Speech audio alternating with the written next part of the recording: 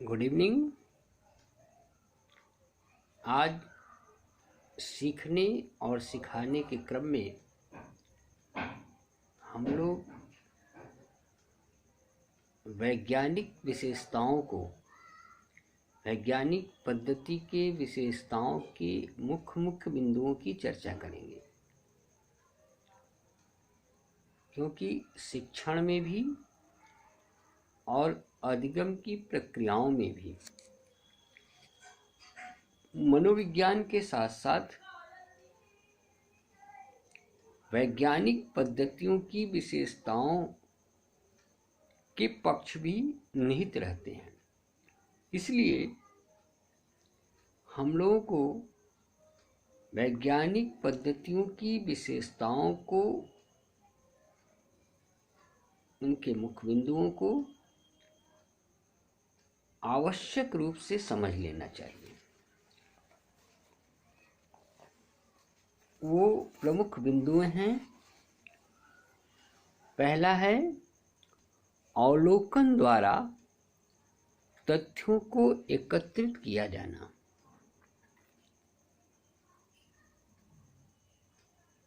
अधिगम के लिए, शिक्षण के लिए यह बिंदु बहुत कारगर है कि विद्यार्थी को अवलोकन करिए, उसके सीखने की प्रबल संभावनाओं के तथ्यों को इकट्ठा करिए। दूसरे बिंदु पर है तथ्यों का वर्गीकरण करना और उसे विश्लेषित करना। हर एक विद्यार्थी की अपनी अपनी आवश्यकताएं हैं, अपनी अपनी शारीरिक और मानसिक क्षमताएं हैं। इसके आधार पर अपने बच्चों का वर्गीकरण कर लेना। तीसरे बिंदु पर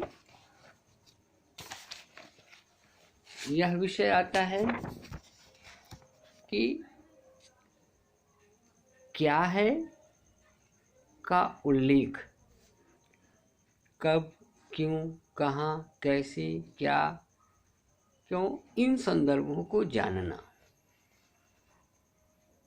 प्रश्नवाचक शब्द जो है हमें सीखने के लिए भी बाध्य करते हैं, सिखाने के लिए भी बाध्य करते हैं। शिक्षक और विद्यार्थी दोनों को इनके स्वभाव को समझना जरूरी है। चौथा है कार्य कारण के संबंधों की विवेचना। इस संसार में कोई भी घटना बिना कारण के नहीं घटती और बिना कारण के कोई कार्य नहीं होता। Means reason and action, action and reason दोनों के परस्पर सहसंबंध हैं। नेक्स्ट है सिद्धांतों की स्थापना। इन बिंदुओं से जब हम गुजरते रहते हैं तो हमारे कुछ नियम, सामान्य और विशेष उभर कर सामने आते हैं और वो धीरे धीरे एक थ्योरी का रूप ले लेते हैं, सिद्धांत का रूप ले लेते हैं। और कहा जाता है कि theory is a blank cheque, बहुत बहुमूल्य होता है। फिर है सिद्धांतों का पुनर्निरीक्षण करना। जिन नियमों को आपने पाया है उसको आप जज करिए। नेक्स्ट है सिद्धांत सार्वभौमिक प्रकृति पर है, बट नेचुरल है। जो यहाँ प्रयोग सिद्ध है वो कहीं भी प्रयोग सिद्ध होगा।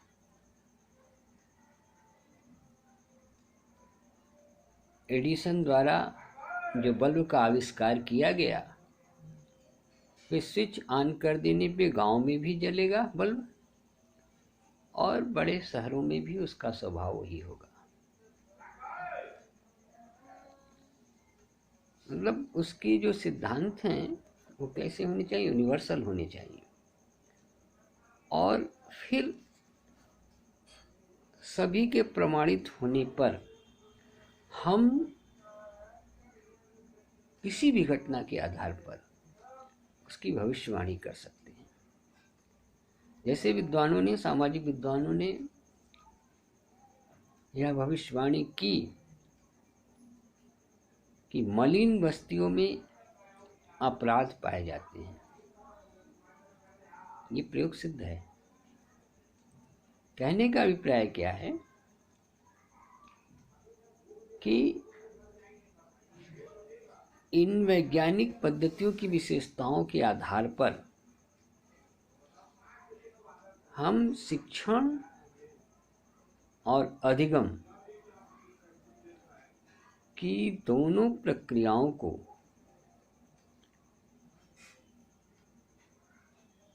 इनमें जोड़कर बेहतर शिक्षण और प्रशिक्षण का, अधिगम का एक आधार बना सकते हैं।